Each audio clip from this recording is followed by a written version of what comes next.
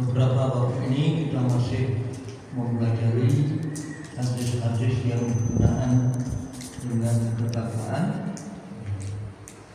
Kalau secara keseluruhan dari awal kitab kita waktu yang lalu sudah masuk pada hadis nomor 72, itu secara keseluruhan itu secara keseluruhan.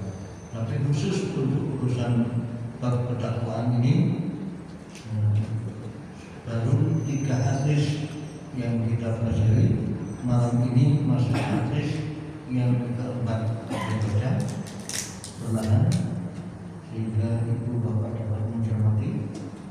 Hadis yang keempat berbunyi Ar-Rabi'un an Abi Thalib Adi bin Hatim At-Ta'i radhiyallahu anhu qala sami'tu Rasulullah sallallahu alaihi wasallam yaqul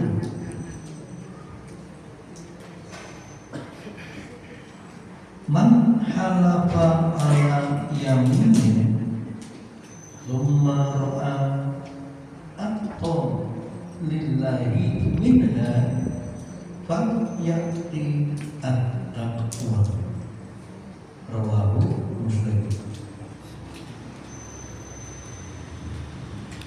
Hadis tersebut bila kita terjemahkan dalam bahasa sehari-hari kita kurang lebih demikian.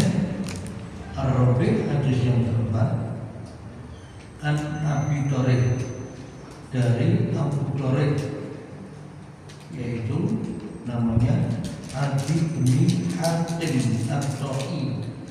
Adi bin Hatim At-Ta'i, semoga Allah meridhoinya. Qala, dia berkata, sami'tu, aku telah mendengar Rasulullah sallallahu alaihi wasallam yaqulu bersabda, man halafa ala yamine, barang siapa yang bersumpah atas sesuatu, barang siapa yang bersumpah atas sesuatu, summa ra'a aqqa lillahi minha, lalu dia mendapati ada sesuatu yang lain yang lebih menjadikan dirinya bertakwa kepada Allah daripada yang ia sumpahkan itu tadi, falyati at-taqwa, maka hendaklah ia mengerjakan ketakwaan tersebut.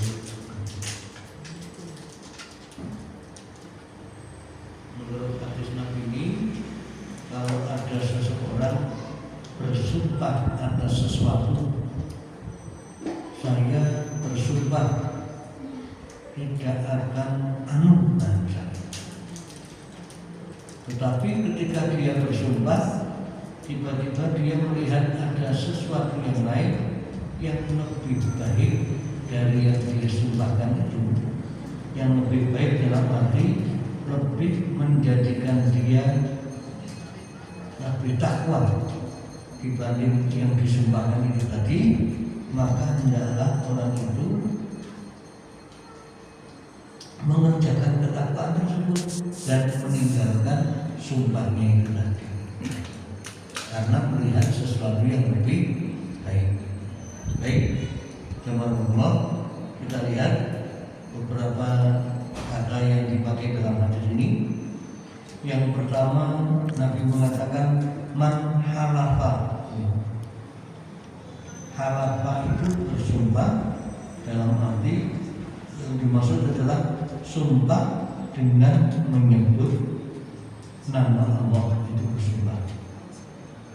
Kalau menyebut nama yang lain, maka di samping tidak boleh, maka sumpahnya juga tidak jadi. Sumpah itu berlaku sah kalau mengatasnamakan Allah. Wallahi, Allahi, billahi, bisa dimakan demi Allah. Tapi kalau sumpahnya demi langit dan bumi, Megizet, lagunya Megizet, jangan diambil hati. Jadi sumpah itu hanya mendemikan Allah, itu maksudnya apa? Mengatasnamakan Allah di atas segalanya.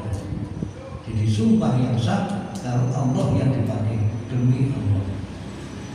Demi Rasul tidak perlu menyumpah dengan nama Rasul, itu tidak jadi. Baik, hal-hal bersumpah yaitu dengan menyebut nama Allah. Kemudian Nabi menyebutkan siapa yang bersumpah atas sesuatu lalu dia menjumpai ro'an. Ro'an itu melihat atau menyaksikan atau menjumpai atau lillahi. Jadi menjumpai sesuatu yang menjadikan dia bisa lebih bertakwa, bisa lebih bertakwa kepada Allah. Artinya lebih menjadikan Allah itu ridho dan lebih membuat dirinya jauh dari berbuat maksiat kepadanya. Baik, teman-teman, mari kita lihat sejenak hikmah dari hadis ini, bahwa yang namanya bersumpah itu adalah dengan atas nama Allah. Siapapun yang bersumpah seraya menyebut nama Allah, maka konsekuensinya apa? Dia harus memenuhi sumpahnya, memenuhi atau melaksanakan apa yang menjadi sumpahnya itu tadi, dan tidak boleh dilanggar sumpahnya.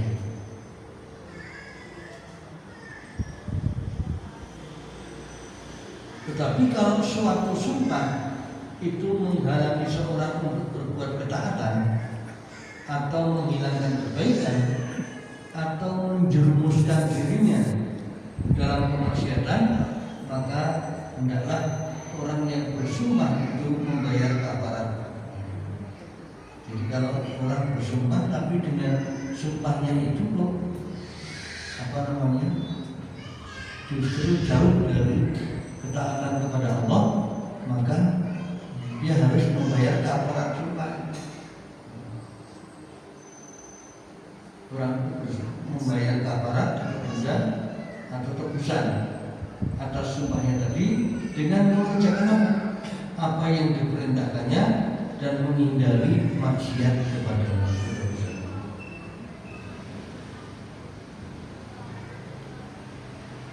Berikutnya, siapa saja yang berkeinginan untuk berbuat maksiat, maka hendaklah ia tidak mengerjakannya, hendaklah mengurungkan niatnya. Kemudian berikutnya, kewajiban memelihara dan mempertahankan ketakwaan baik dalam kesulitan maupun kemudahan, baik dalam keadaan senang maupun ketika berada dalam tekanan. Jadi sumpah yang boleh, yang tidak dilaksanakan itu kalau sumpahnya tiba-tiba mengarah kepada sesuatu yang menjadikan dia jauh dari Allah. Aku sumpah demi Allah, demi aku mari wong pertama sing tak antemi ya tidak baik kita. Mungkin karena dendam ya. Kalau sumpahnya kira-kira menjauhkan diri dari ketaatan kepada Allah, maka hendaklah ia mengurungkan sumpah tadi. Nah, tebusannya apa? Dengan melaksanakan amal soleh dan menghindari kejahatan. Bentuk tebusannya. Di kesimpulannya, orang kalau bersumpah itu harus diperhitungkan terlebih dahulu, jangan asal mulutnya ini latah, dikit-dikit nyebut demi Allah, dikit-dikit demi Allah.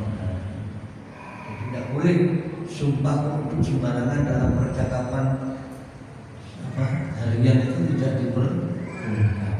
Sumpah itu kalau dalam keadaan yang tidak boleh tidak, dia harus mengucapkan itu. Tidak boleh untuk mainan dan tidak boleh untuk ucapan keseharian. Apalagi sampai pada tingkat latahnya. Latah itu ya dikit-dikit diucapkan, dikit-dikit diucapkan. Maka orang harus menghindari sumpah yang semacam ini. Baik, Allah. Sekali lagi, menurut hadis ini, sumpah hanya di atas namakan Allah, tidak boleh selain Allah. Bahkan menyebut malaikat pun tidak diperbolehkan. Sumpah demi Jibril, demi Israel, tidak boleh. Sampai menyebutkan Nabi saja tidak boleh. Sumpah demi Allah dan Rasulnya, jangan membawa-bawa Nabi di dalam bersumpah. Apalagi membawa orang tua. Sumpah demi bapak ibuku. Kita sering menjumpai orang bersumpah dengan membawakan, mengatasnamakan ayah ibunya. Apalagi Rasul saja tidak boleh dibawa untuk bersumpah, apalagi bapak dan ibunya. Jadi sumpah itu apa dilakukan kalau dalam keadaan terpaksa di pengadilan misalnya, kita ternyata dituduh begini, padahal kita tidak, maka kita disumpah. Berani bersumpah? Berani. Itu keadaan yang untuk mempertahankan diri karena tidak mempunyai bukti yang lain. Maka dia boleh bersumpah dalam keadaan yang demikian. Kalau tidak dalam keadaan yang demikian, maka tidak boleh seseorang sembarang mengucapkan sumpah.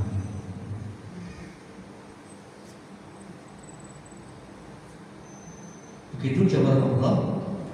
Sumpah pun ada ciri tandanya. Misalnya diucapkan dengan ucapan lafaz bahasa Arab, wallahi, itu harus berbunyi hi. Kalau tidak berbunyi hi itu bukan sumpah. Jadi orang bilang jangan sumpah, wallah aku tidak tahu menahu. Berani bersumpah, berani, wallah, itu belum sumpah yang namanya. Sumpah itu diakhiri dengan berbunyi i, wallahi. Kalau mengucapkan wallahu, wallaha, wallah itu tidak jadi sumpah. Dulu pernah itu Abu Bakar pernah mengatakan begini, wallah saya tidak akan makan apa begitu. Tapi oleh Nabi dianggap sumpahnya tidak jadi karena hanya mengucapkan wallah, bukan wallahi. Ternyata dalam bahasa Arab harokat pun itu berpengaruh. Wallahi berarti sumpah, tapi kalau wallahu tidak berarti sumpah. Coba ibu bapak perhatikan sumpahnya Allah di dalam Al-Quran. Sumpahnya Allah itu menyebut nama makhluk, tetapi Allah tidak mengatasnamakan makhluk itu. Sumpahnya Allah itu untuk menyuruh kita memperhatikan. Contoh, wal asri, belakangnya itu wal asri. Maksudnya apa? Bukan demi masa. Kalau kata Pak Ibnu Juraymi, mantan ketua Tajid, mestinya terjemah Quran depan yang mengatakan demi itu harusnya direvisi, karena sumpah itu dari Allah kepada kita, maksudnya nyuruh kita memperhatikan, bukan Allah mengatasnamakan makhluk, bukan. Tapi wal asri itu bukan demi masa, tapi perhatikan olehmu akan masa. Wal fajri, perhatikan olehmu akan waktu fajar. Itu Sumpahnya Allah beda dengan sumpahnya kita. Kalau sumpahnya kita mengatasnamakan Allah, Allah di atas segala-galanya. Tapi sumpahnya Allah kepada kita maksudnya bukan mengatasnamakan makhluk, tapi menyuruh kita ini untuk memperhatikan. Walaili, perhatikan olehmu akan waktu malam. Apalagi wasyamsi, perhatikan olehmu akan matahari. Wal qamari, perhatikan olehmu akan rembulan dan sebagainya.